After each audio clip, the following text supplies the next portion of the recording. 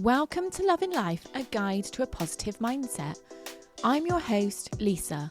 I'm a mindset and energy coach, and each week you'll discover mindset shifts, energy practices, and real life tools to help you feel more confident, calm, and in flow, because you deserve to love the life you're creating. I'm so glad you're here with me. Let's get going on today's episode. Hello and welcome back to Loving Life. Now, can I ask you a question? When was the last time nobody needed anything from you? No decisions, no reminders, no wondering what anybody else needed, no thinking about dinner, no to-do list ticking away in the background. If you're anything like me, you probably can't remember. Well, I can remember because actually last weekend, I experienced exactly that. It was just me and the dogs for about 4 or 5 days.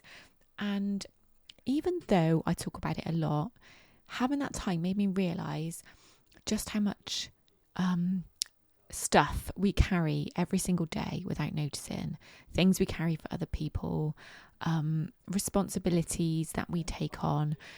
So today I want to explore that with you because I've got a feeling that you will probably recognise this in yourself too. Now, before we do, we have a new name entering the Loving Life Top Downloads Club. So Pequea in Ohio, have I said that right? Let me know if you're from Pequea. Pequea was the city with the highest amount of downloads last week, followed by Portland in Oregon, followed by Detroit. So it was very much US based listen last week. So welcome if you are new. Thank you actually for multiple messages that I've received this week to say that you've just discovered the podcast. I really hope that you've come back to join me again. Do let me know. I always say that hearing from listeners and telling me how it helps you literally lights me up, literally makes my day. And also make sure you are subscribed to my newsletter. So this week I've sent out this month's newsletter, and I've started doing something at the end of every newsletter. I ask a really silly question, like a really random question about you, and invite you to answer a question. And if you guess it right, then you are entered into a draw to win a prize.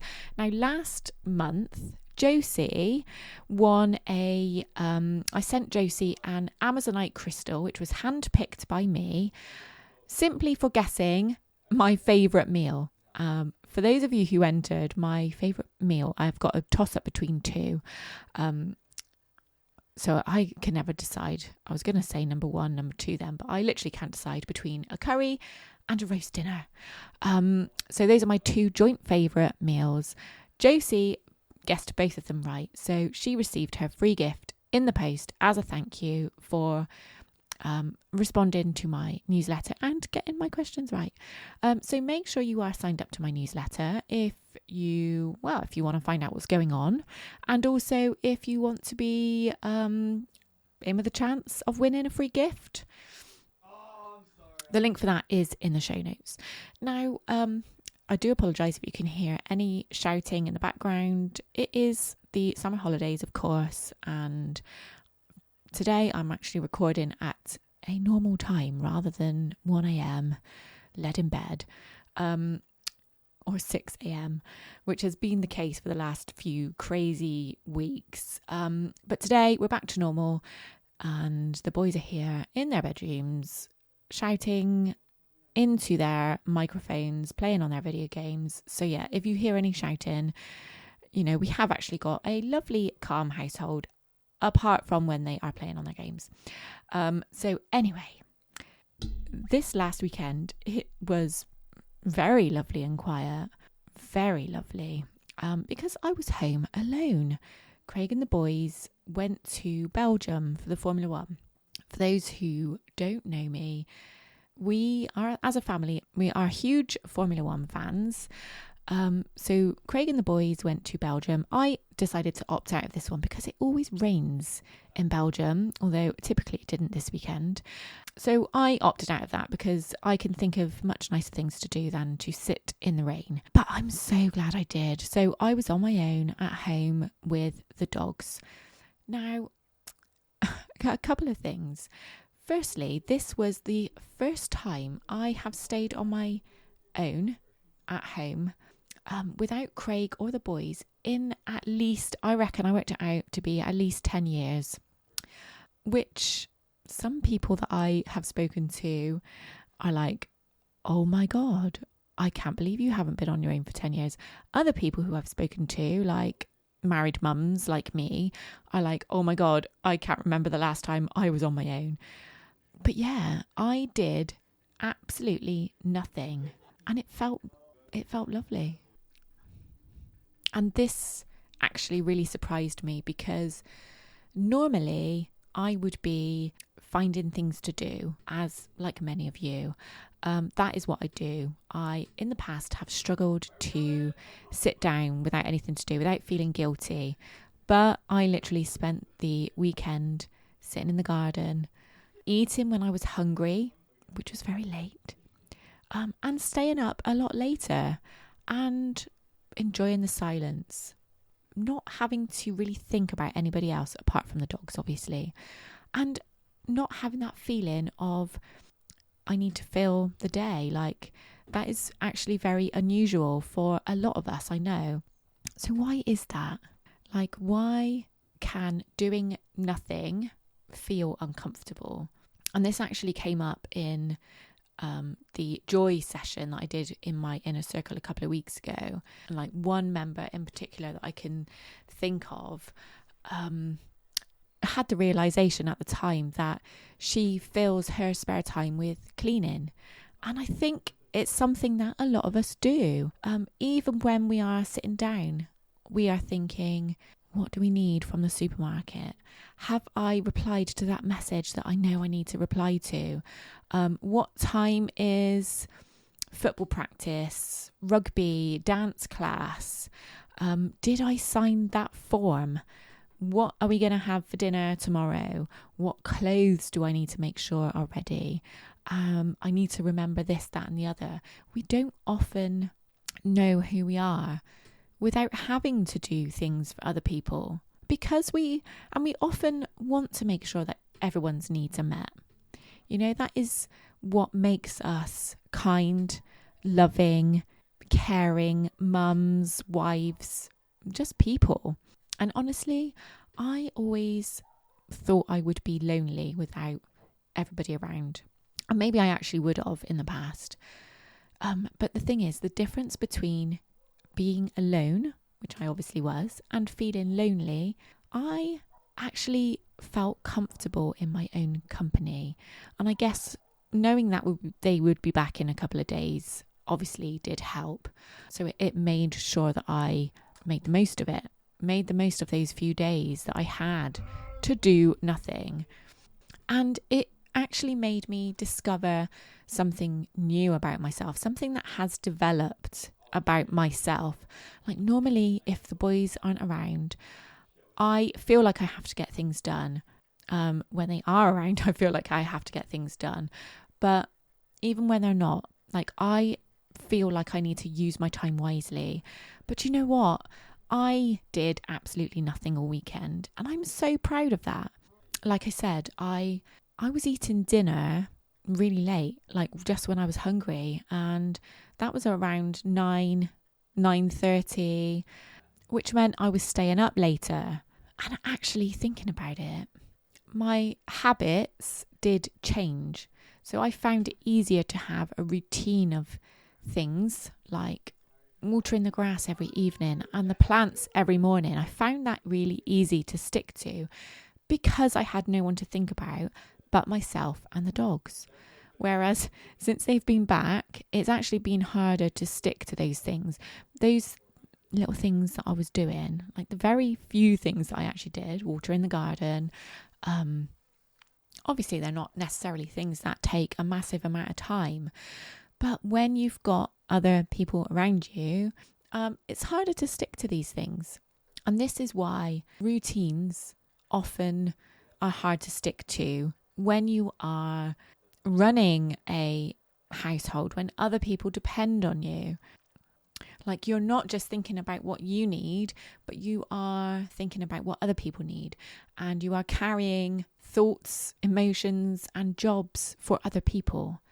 And I'll be honest, this week I've found myself thinking, since they've been back, I've been thinking, see, you've already stopped watering the garden every evening.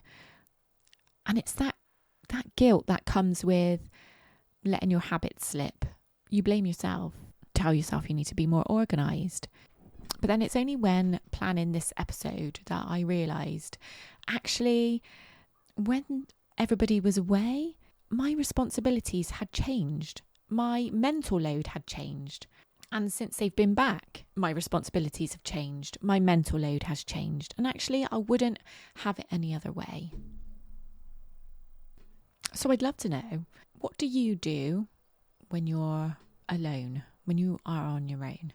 Do you let yourself do nothing, not worry about anything? Or do you find yourself, like I have done in the past, find yourself needing to fill the day with things that you know are on your long list of things to do?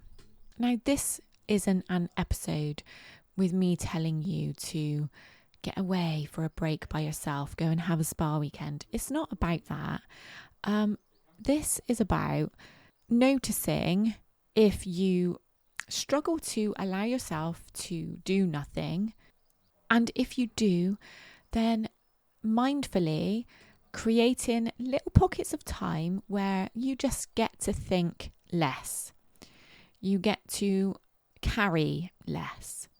Because if you don't create that time, then you're not going to get it.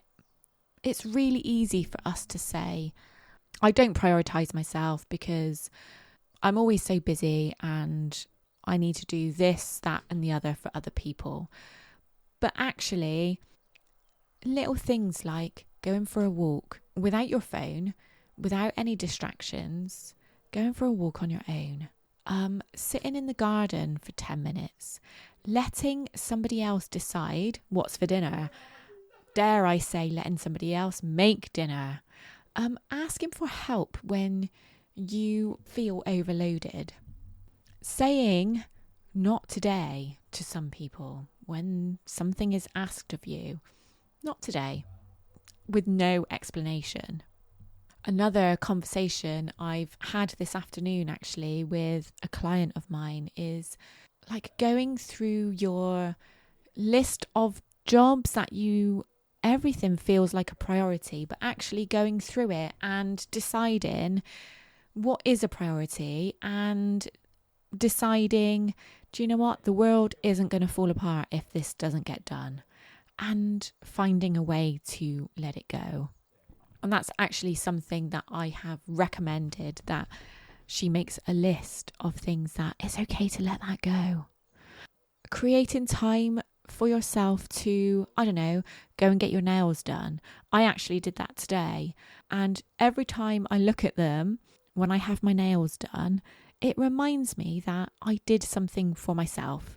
So it's not necessarily about having a pretty colour on my nails. Actually, I'm totally going to post a picture of my nails because right now I have got the cutest nails ever. Make sure you head to my Instagram and take a look because they are so cute.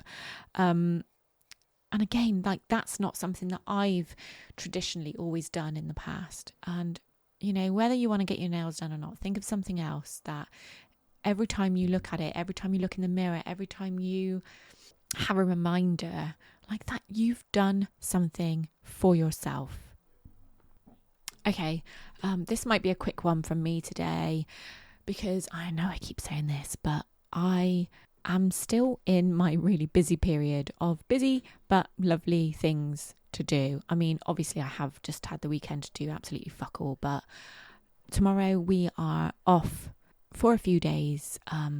Again, I will pop some pictures on Instagram, but we are off to one of our favourite places, which is quickly becoming a very special place to Craig and I, which is Switzerland. So that's a long weekend break. But obviously I've got lots of packing to do.